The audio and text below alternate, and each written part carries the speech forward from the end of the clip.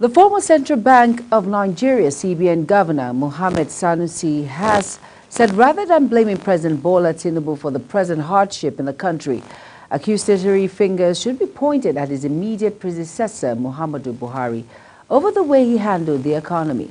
The former Emir of Kano, who spoke virtually on Sunday at a religious event in Abuja, maintained that the immediate past administration failed to properly manage its economic policies.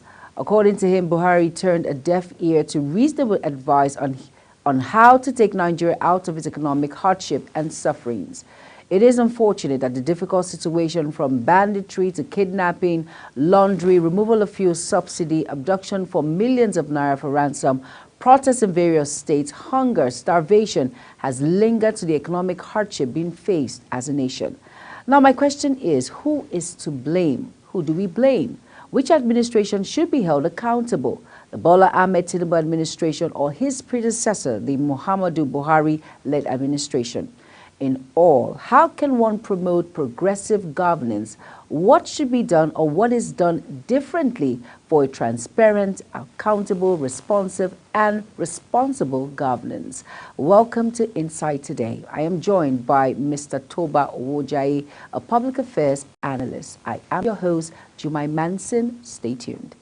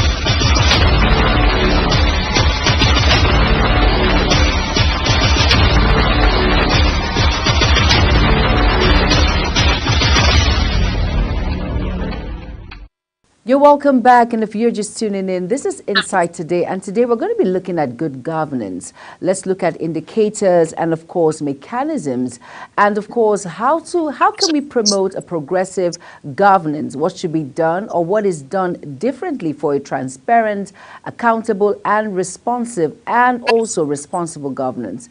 And like I said, I am being joined by Mr. Toba Owojayi. He is a public affairs analyst. Mr. Toba, good afternoon. Good afternoon, ma. Good to have you on the show again. Thank you for being a part of the program today on Insight Today. How are you doing today, Mr. Toba? I'm doing fine. We're recovering from our loss. Oh, Nigeria grieves, and then we bounce back again. All right, Mr. Toba, looking at good governance, we're looking at indicators, mechanisms for good governance, and of course the factors. What will you use to assess the government's performance? You know, with this fuel subsidy, we have laundering that's ongoing, we have banditry, kidnapping. What can you use to assess of this government's performance? There are two basic ways to assess how well the government has done, which there's the way I call it, elite and economists rate a government, and then the way the masses rate it. The masses simply rate it by price of foodstuff, price of fuel, price of basics, just basics. They don't want to hear a long talk about the economy and what you plan to do and what you have done. They're going straight up to what you have done. That's all they want to hear. So in terms of that, the government is doing very poorly. The government is doing very poorly in security of late, and the government is doing poorly with keeping the prices of foodstuff down. Though that is not directly their responsibility, but the government is doing a very poor job with that, and things are really going out of hand. And if they leave it, if dollar gets to 2,000, 3,000, we are in for a complete mess. So these are things that can be avoided and should be avoided. And the government, they signed up for this job, they campaigned for it, they lobbied for it, they went around every single state, they saw every single elder. This was a job they wanted. They said they knew what they were doing, so they should do what needs to be done. That's where I am. Okay. All right. Now, in your own opinion, what should be the government's parameter to formulate these policies that we have? What parameter should we use? Yeah, it's tough, but the first thing I expect a government to do, which this government is trying to do, which is why if you see most economists and people in government cannot lash him except they are in opposition. He's doing what we should have done 40 years ago. Tinubu, I would say it again, Tinubu is doing what we should have done 40 years ago. The last time we had we built a refinery in this country was 1983. That's bad. For a product like fuel that we depend on every day, 80% of Nigerians directly depend on fuel daily. Let's add aviation fuel, let's add diesel. We depend on it every day. And for us to not have a refinery where God has blessed us with a natural product is just insane. It's just madness. We've been on this madness for years. How did we spend 40 years without knowing we should build another refinery? South Korea doesn't have oil, but South Korea has 6 refineries. So if a country without fuel has 6 refineries, then it's a business for them. So and this is what pushes. Once the price of fuel goes up and the price of the dollar goes up, it becomes a vicious circle. One leads to the other pushes the other up, and the other pushes the other up, and the other pushes the other up. That's why we are always in this mess. So what we need to look at is for us to produce fuel here and refine fuel here. First step. Second step, we need to buy the naira. We need to buy Nigerian products. We need to push every single company that is making us demand for dollar. We need to have the Nigerian equivalent in Nigeria. Last year, Nigeria spent $200 million on imported hair. That's just one of the items. For heaven's sake, why are we spending that money on imported hair when we can drag a few of those companies to open here, set up here, and produce here? We also have some Nigerian products here doing that. Let's buy Nigerian. Let's drive Nigerian cars. Let's eat Nigerian food. We saw Niger State trying to protect their food from going out. I understand with him. I've been to the markets and I've seen. I don't mean the markets in town. The markets where these goods are produced from. I'm sorry to say, the Chinese come to buy up, the Chinese and Indians come to buy up 90% of our farm produce before they are harvested. I would say that again. The Chinese and Indians come to buy up 90% of our farm produce before they are harvested. They have paid off the farmer. The farmer has less risk because he has been paid off.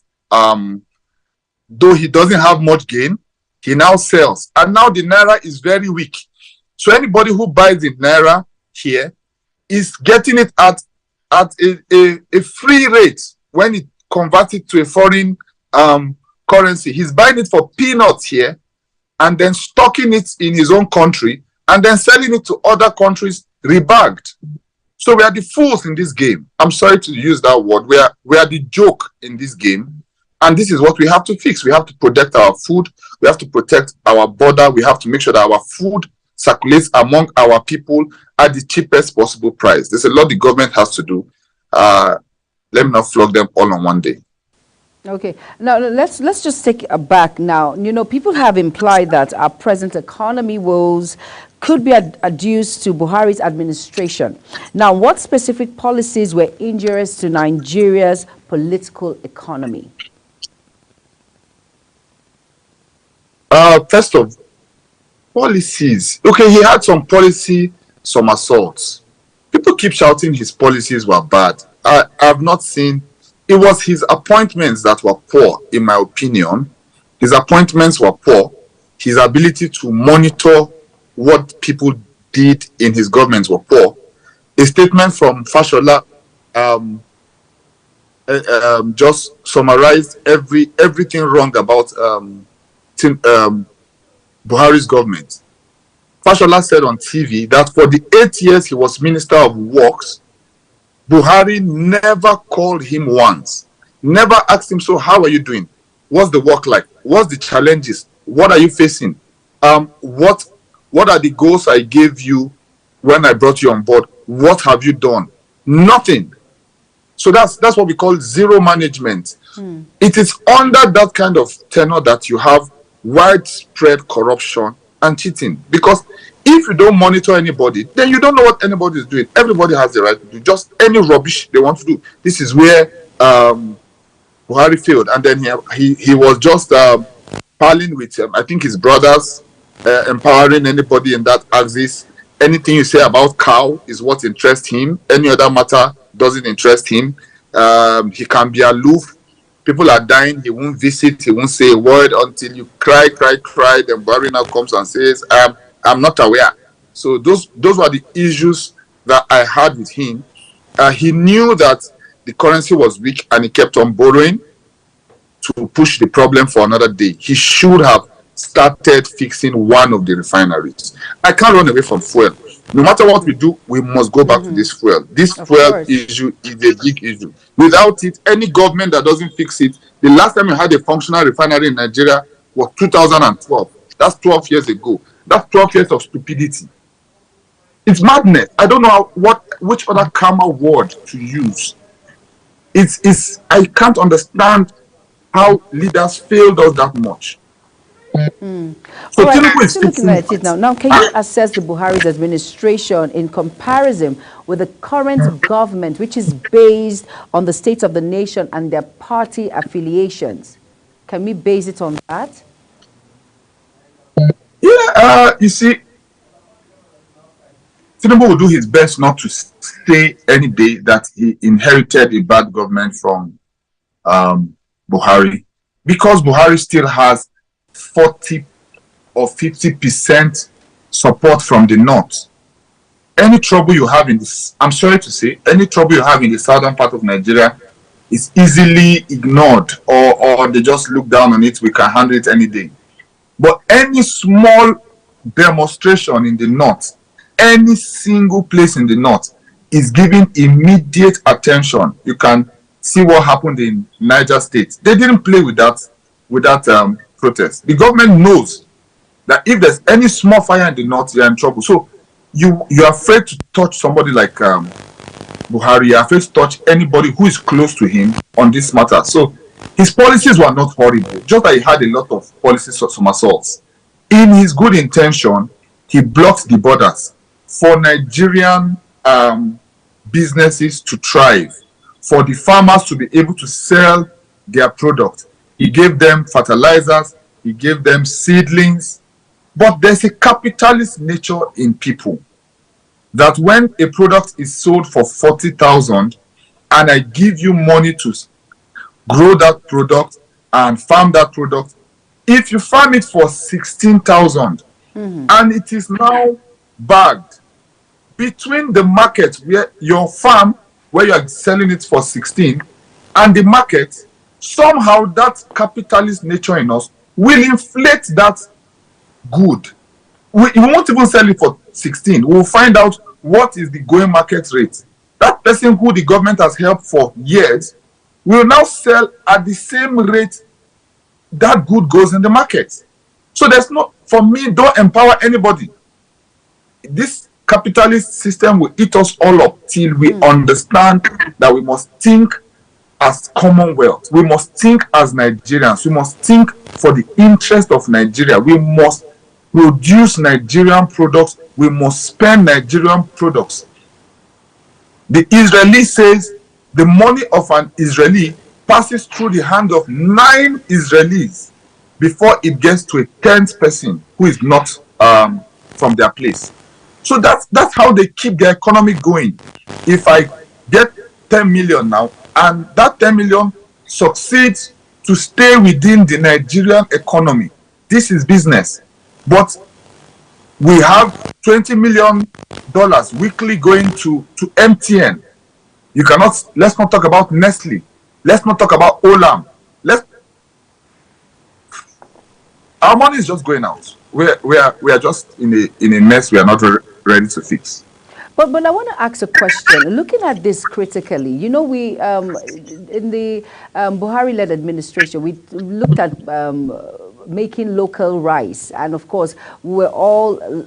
So many Nigerians actually eat local rice. How has that helped the economy in any way? And now a bag of rice is 70,000 naira compared to when we're eating foreign rice, it was 8,000 naira, 7.5, it increased to 15. But now you can get a bag of rice for 55 to 60, 70,000 naira. And this is local rice. And you're talking about patronizing, we should actually get involved when it comes to local products. How is that going to boost the economy when it hasn't done anything so far?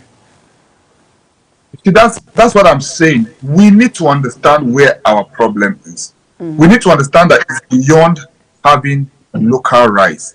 We need to make sure, let me give an example of how an economy should work, right?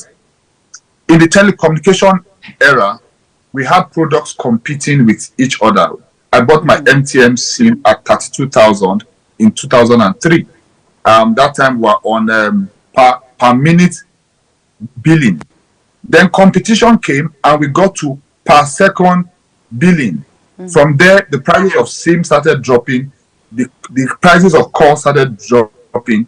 It got to a point where SIMs became 100 naira. The SIM card became free at a point. The SIM card became free and would give you 1,000 naira for your first recharge. Yes. That, if you look into the, I'm not saying you should bet, but if you look into the betting world, you will see the same thing. You will see betting companies offering people even bonus to join. Because in a fair market, in a fair competition, the prices of goods and services will ultimately come down. It will always be at the mercy of the masses. But right now, that's not what we're having. Because when are you going to farm? When you farm and you bring that product, and people can hoard that product so that the price remains where it is for their profits, we are going to have into this problem. What I would, and I'm just saying it for the first time on this TV, I've not said it on any other place. What I would advise the president is to look at what America is doing. America is controlling their own agriculture by they being indirectly involved. America farms. So anytime America sees that you want to start pushing the prices up, they release their own product directly to retail. If you send it to wholesale, they will still pad it. Nigeria needs to get to a point where if rice is 60,000, release rice directly to people, not markets, to retail shops. Release rice in small quantities to retail shops at 50,000. Immediately people see where they can buy rice for 50,000. They won't buy rice for 60. They are not stupid. But we need brilliant thinkers in government. I'm sorry to say the people I see there are only brilliant to solve this. That's my stand. Okay. Now let's take us back. Now let's look at, is it possible that our woes started much earlier than the Buhari administration? Were there policy changes that could have resulted in our woes? If there were, what could these be? Yeah, like I said, he at the point when he closed the borders to help the local market, we still had our naira at a better place. Yes. Buying products from other countries was still cheaper than farming it here. True. Okay, so at that point, he could have done better to allow the market be open. If he had known, of course, you can't know the end from the beginning. If he had known that blocking the borders and preventing rice coming will not in any way help us, he won't have gone that route. Which is why Tinubu has gone that route to remove that. But things are already bad now. Things are really bad now. I think we're about the second worst currency in Africa. The Zimbabwean dollar is now what you for one of that you now get 3 naira, which is the worst currency in Africa. The worst. So Nigeria's there's almost no good that you can buy in Nigeria right now on a global market. That's no way. Nothing at all. Now, talking about things have worsened. Now, looking at the Tinubu administration, what has been done wrongly in terms of policies that that could be worsening our situation? What specific measures would you advise? What I believe he has done wrong, he did it in good intention. Please let me state this clearly. True. I believe Tinubu has very, very good intentions. I can say this for 500 times. I believe he has very good intentions, but I would say where I believe his actions didn't give him the result he wanted. From day one, he wanted to remove subsidy. What he was trying to face is not the masses. He was trying to face the cabals that have made billions of dollars daily on that business. But these are not small mafia that you take on the first day. He should have waited until we have at least 2 local refineries working. He should have not removed subsidy till we have 2 local refineries working and bringing up and supplying fuel. Sorry. That said, he now compounded his problem by also facing the dollar and forex cabal, which is another mighty cabal. And no general fights 2 wars at the same time. So he's picking 2 wars that are the 2 variables that can run a country down. Was a very, very bad choice for him. Very, very, very bad choice for him. And he's paying off. He's suffering for those 2 choices. Dollar and fuel are the 2 biggest singular inflation factors in Nigeria. He shouldn't have touched 2 of them at the same time. He should have gone for fuel. Maybe after 1 year, when the refineries are working, he should have now lifted the subsidy and announced it first and made buses available and palliatives available. And then towards the end of his tenure, he should have now done the dollar unification. But things are bad now. I don't know if reversing on that will change anything. Any other thing I have to say, they have to pay me for it. Okay, let me just quickly ask you one more question before we go on a quick break. Now, looking at this, let's look at the technocrats in various sectors. How would you judge? How we judge the contributions of technocrats and in various sectors in the formations of effective policies? What value have they added? Could you give an example?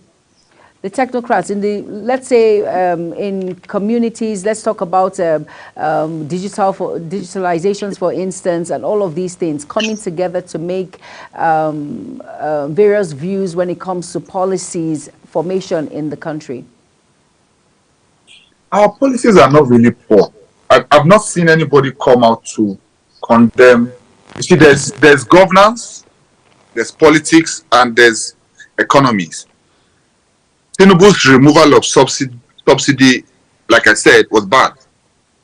Was bad not in intent, but was bad in the result it will bring. But it was clear for global business. No country can continue believing in your business once you are depending on subsidy. Like I said, once you are subsidizing anything, it tells us that something is wrong. It's a red flag that something is wrong.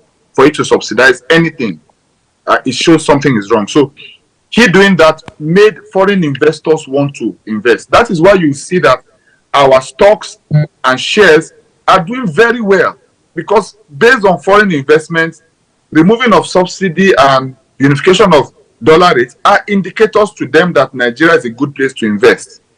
So as much as it's working on the technocrat end, it is failing on the market end. It's working for the elite and for investors, but it's failing for the masses. And once it's failing for the masses will eat you up. Because when the masses have nothing to eat, they will come for you to eat you up. So this is where he's not doing well. The technocrats are on both sides. Some are in favor of his government. True. Some are looking for votes in the next 3 years, are pandering and speaking out now so that they can claim in 3 years' time that we told you things to be bad and we spoke against the government. But basically, I don't see much that the technocrats are doing. Okay. All right. Now, Mr. Toba, let's just quickly go on a quick break, and then you will definitely rejoin the program Inside Today. Don't go anywhere. Inside Today will be back shortly.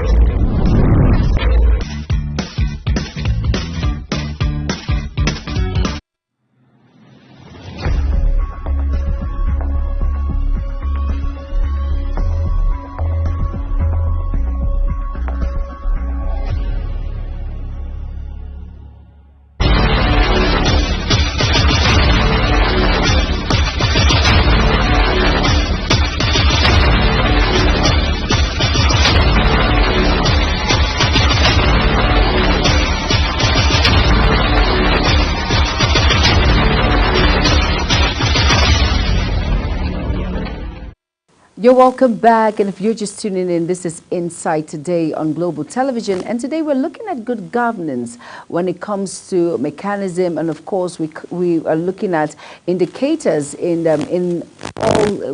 this and on how we can promote progressive governance, or what should be done, or what is being done differently for a transparent, accountable, responsive, and responsible governance. And like I said, I'm being joined by Mr. Toba Owojai. He is a public analyst, and he has been throwing more light on things that were done differently when it comes to the Buhari-led administration and now the Tinubu-led administration, how both parties can come together when it comes to the fuel subsidy, talking about the exchange rate, talking about the insecurity and everything encompassed that is ongoing in the economy today, how we can move forward to make it a better, responsible governance. Oh, Mr. Toba, are you with me now? Yes, I'm with you. Can you hear me loud and clear? Thank you so much for being a part of the program, the part two of the program. Now, do you, in your own words, do Nigeria's government have a blueprint on ways to solve the nation's challenge before they assume power, or they employ knee-jerk approaches?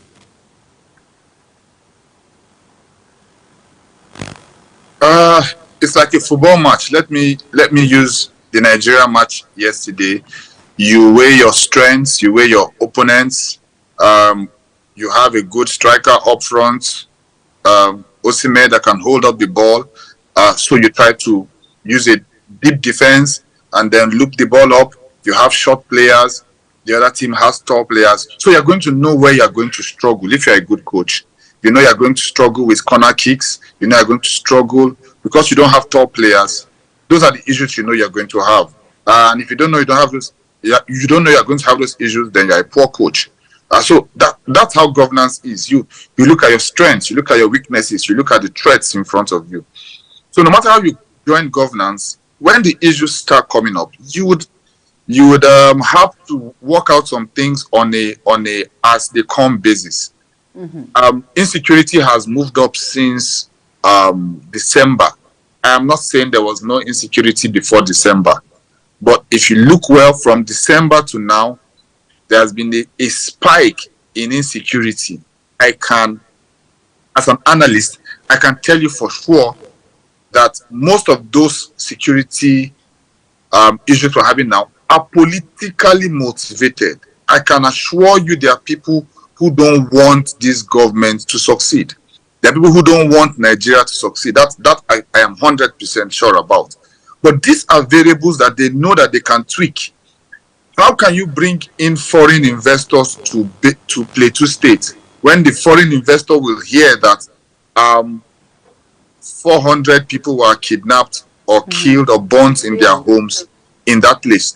No matter how much that person sees the business opportunity, he's going to either run away or factor in having his own security and factor in the risk of kidnap. These are all the things that can be tweaked in Nigeria from very local basis and give you problems. So these are why no matter what you come in mind to do when you enter governance in Nigeria, our division makes it hard for us to succeed. Football is one of the only things we succeed in, and entertainment. Why do we succeed in music globally in Nigeria? Why do we succeed in movies globally from Nigeria? And sports. It's because these are not the areas in which you can easily politicize. I've been to Kano and I hear them playing Fino song. How's our boys jamming Fino song? They didn't say it's an Igbo man then. You understand? I saw them hailing the keeper yesterday. They didn't complain about his tribe. Once it comes to sports, entertainment, movies, we are all united and looking for progress and competence. But once it comes to politics and governance, we are looking for our brother. We are looking for our party. And we are also looking religion. Let's not forget. Our religion. You see, so these are the variables that any leader who comes has to face. And these are the variables available for your detractors to also tweak at any point in time to give you a war, a bloody nose. So this infighting is going on for too long. Everybody trying to. I think there are people who want Tinubu to fail woefully so that their elections can be easier 2027. And they have already kicked in the machinery to ensure things are bad. I predict dollar being at 5,000 if this government is not careful by 2027. Oh, And it will be wow. horrible. It will be horrible, and I pray it doesn't get to that level. I pray all will be well soon, because a lot of people will say, Amen. a lot of people will say things will get worse now, but at the later end or at the tail end, it will get better. We should all just be patient and see how this runs out. But how patient are Nigerians? That's the question in quotes. How patient can we be when the economy is worsening by the day? The hike in food, and of course, we know about the 7-day ultimatum that was given by the court to the federal government when it comes to bringing down the hike in food in the high cost of living. And of course, this is 2 days left. Let's see how well that goes. In your own opinion, do you see any headway in all of this? Anything done right now is just window dressing, parlance, propaganda, politics. You have a problem. You have a sore hand. You have a weak low. Any powder you rub on a weak low will not save you when the night comes. That hand will cry. Nigeria has a weak low and it's 1 a.m. That's where we're in and that's why we're crying. Okay? So without us fixing the issues, which I have said, the first issue is, in my opinion, fuel must be refined here. Must. And it must be refined at a competitive rate that will make it reduce.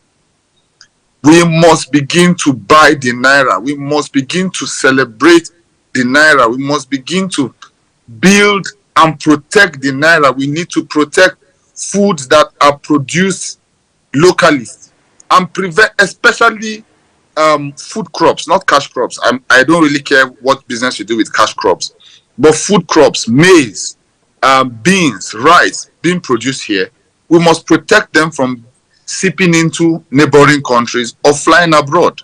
We don't have enough of them here. I don't see why we cannot produce. I cannot see why a bag of rice should not be 20 or 30,000.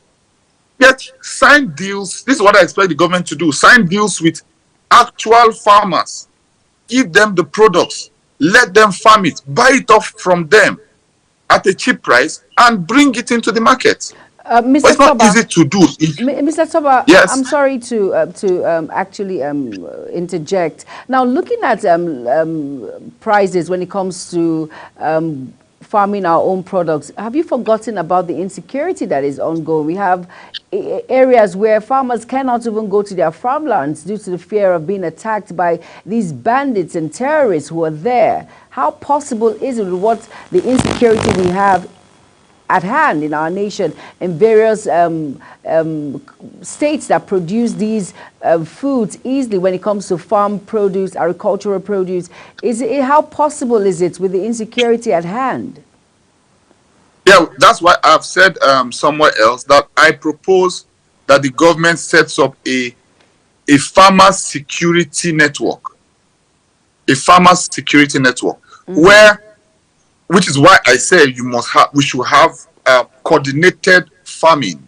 For now, you cannot bank on the farmer to meet your needs because he's afraid for his own life to start with. So you need farmers that you have paid, you have contracted, they are farming, the farms are being protected, and the goods will come out. There are goods every day traveling.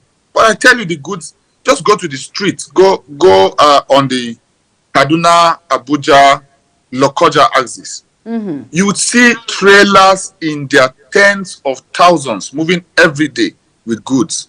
But a lot of them, if you also go to the borders of Nigeria, you will see them going out. Because like I said, our exchange rate is very poor.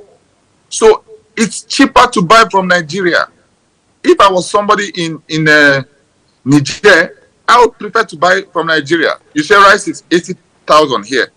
Divide that by 1,500. That's how much it costs in dollars. That makes it cheap. So long term, it's cheap in Nigeria because the currency is really watered down. These are the issues we must face. Our currency is too weak, making our products desirable outside the country. I have a friend who was earning $100 for working online.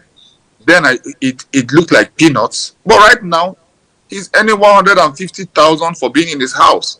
So he laughs at those who go to work.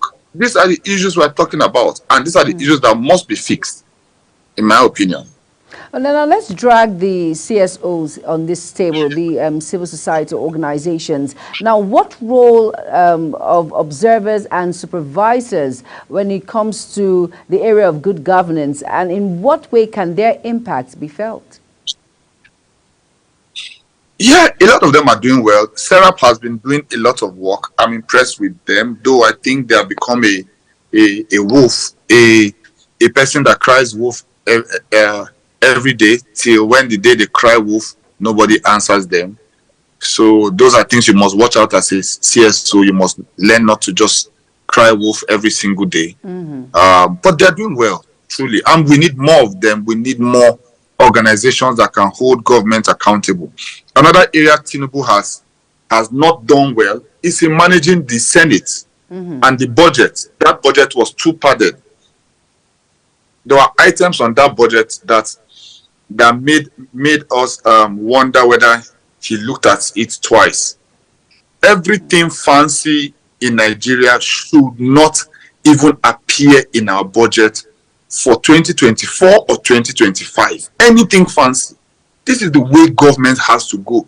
Government has to act in a way that makes the people believe that government takes this problem we're going through seriously. If I was the president, I would not attend any party.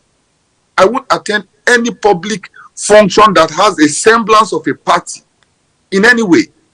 Any budget allocation, I heard that they set up a committee to look at minimum wage, and the committee had the effrontery to write 1.5 billion as what they needed, and the president cut it down to 500 million. That's still too high. I would dismiss that board immediately. I would drop every single person on that board. Because how can you say you want to discuss minimum wage and you need 1.5 billion to discuss it? These are the things that government allows, and it makes the poor and the hungry people think that government wants to steal, that government supports stealing and corruption. These are the issues that must be fixed. All right, let's look at the local government and states, for instance. How can the government improve, in your own opinion, implementation of its policies at state and local government levels with efficient successes? How can we carry them along?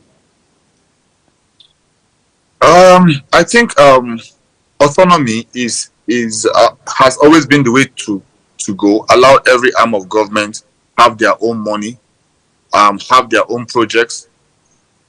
I think what we can also do is to mirror in the projects at the federal, down to the states, and down to the local governments. There's something we call state specialization, and I've not seen it yet. And I don't think we've built that data in. We need state specialization. What is Niger State very good at? What are the 20 things that Niger State can produce that Niger State will produce on the global scale? What are the things Edo State can produce? What is in what local government? These are the things we must know. These are not the responsibilities of the local government. The local government cannot see the big picture. They can only see the small picture. They can only see the rock, one big rock in their state. But if we have a federal big picture, we can show them that that rock you are seeing can employ 1,000 people. That rock you are seeing is a mineral. That rock you are seeing can give your state 100 billion in IGR. This cannot be done at the local government level.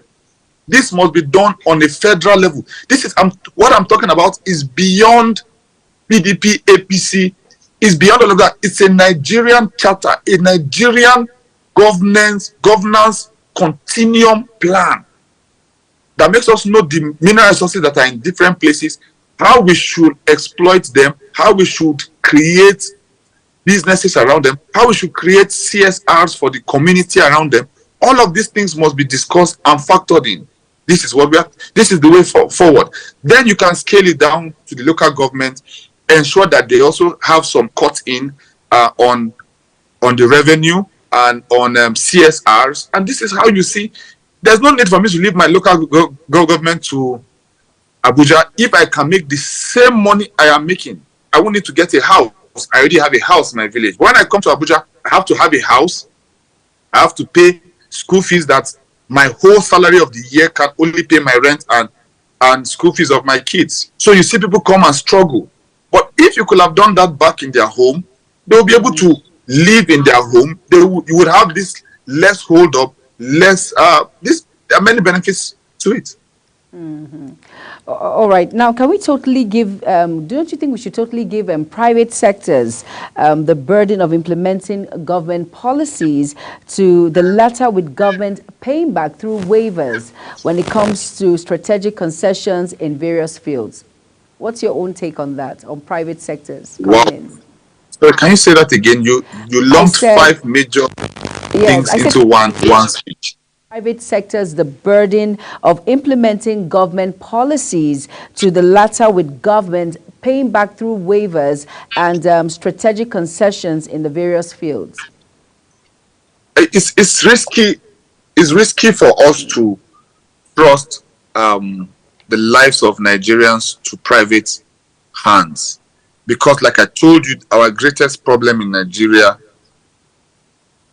it's hard to say this, our greatest problem in Nigeria is still capitalism.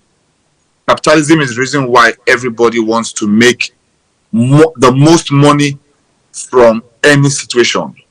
And once you have those people making policies for Nigeria, then we're going to have issues. We're going to struggle because they are going to do it for themselves.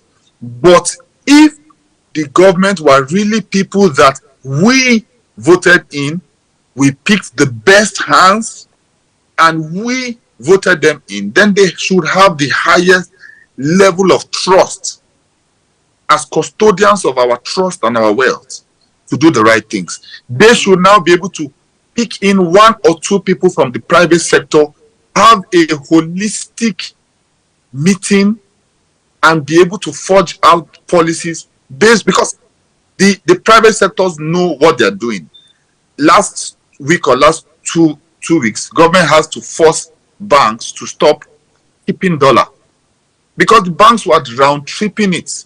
The banks were keeping it, banking on the dollar to rise. That is why companies were folding up and the banks were declaring profits. So is it those bankers that you want to make policies for you? They're going to make policies for their shareholders. We don't owe them anything. Dangote has finished his refineries and is buying crude from other countries. You can't stop him. It's his business. So these are the issues we are saying. Yes, we are seeing corruption in government, and it's what is making people distrust government. But government should be the people that we trust the most, and because our vote is our trust. That's my opinion on that. Now let's look at the government. And do you think the government should revamp civil service, in order to start achieving successful implementation of its policies? What's your take on that? The civil service is bloated. We have too many people doing nothing, and you're afraid to sack them, because if you sack them, you have people redundant. You would have people redundant. You have people stranded. You would have more thieves. Those are all the issues you'd have with that. But it's not the first thing. It's not a pressing need. But I can tell you the civil service is bloated. I have neighbors who work in the civil service and they go to work twice a week, sometimes 5 times in a whole month. Nobody can do that in his private business. So these are part of the reasons why governance is tough. In this civil service, somebody can keep his table, keep your file on his table for 3 weeks, waiting for you to give him a kickback, or else he won't move your file. But if we automate the process, it will show on the system that this file is still stuck in this office. We can have a turnaround time in which this file has not moved from your office, is going to flag up in your boss's office and affect your appraisal. And then you won't see people keeping files. We need to move beyond this rubbish we are doing as a country. I'm sorry I'm using harsh words, but we are just dancing around rubbish for too long. Automate processes. If a file is on your, we give you 2 days for a file to be on your table. Anything after 2 days, just before 2 days, your system starts to even notify you that this file is still on your table and is going against the plan. And after that, you receive a query for it. This is the only way to move us forward. So this is tough, but we have to solve these issues. We have to face these issues. A few people will be sacked. A few people need to be retrained. A few people need to be redeployed. But the service system is too heavy. All right. Quickly, let me ask you one last question before we leave. Now, let's go to the judiciary and anti-graft agencies. How can we rope them into the daily running of affairs to curb corruptions in the MDAs? MDAs, corruption. Like I said, online processes. Make the process online, make the process transparent. Nobody will have any place to hide. Why are we not going to the banks to find out why staff in the bank didn't run with bank money? First of all, the bank starts from HR. The bank runs aptitude tests and employs the best hands. After the bank employs the best hands, they take them for training. They train the best hands. Then they pay them well. Then they put cameras above them to watch what they are doing. Then they have callovers to look at their transactions. Then they have auditors to look at what they're doing. These are all the things the bank, a private sector, puts into as checks and balances for its staff to perform. So we need all of this. We need the judiciary to also have some auditory, I won't even say it's judicial in nature. We need to have more auditory checks. We need to have more window shoppers who go around with cameras showing what goes on in offices. We need to get more exposed, more ills exposed in Nigerian governance, and then we will pick up. I believe in Nigeria. I will continue believing in Nigeria, and then we'll keep making progress. This is it. I like the fact that you said let's keep believing in Nigeria, and of course we'll keep making progress. We pray everything comes into play and everything becomes better soon. And looking at good governance and of course putting the right indicators and mechanisms in the right place. Thank you so much, Mr. Toba, for being a part of Insight today. Mr. Toba, thank you so much. Mr. Toba Owojaye, he is a public affairs analyst. Thank you so much for being here with us today. Thank you very much. All right, with that, I have to call it a wrap on the program Insight today. Hope you were well informed with my guest. Of course, he is a public affairs analyst, no other person than Mr. Toba Owojaye, who has thrown more inlight. He has thrown in more he has informed us when it comes to good governance indicators and mechanism. Thank you all so much for being there. I am Jumai Manson. Good afternoon.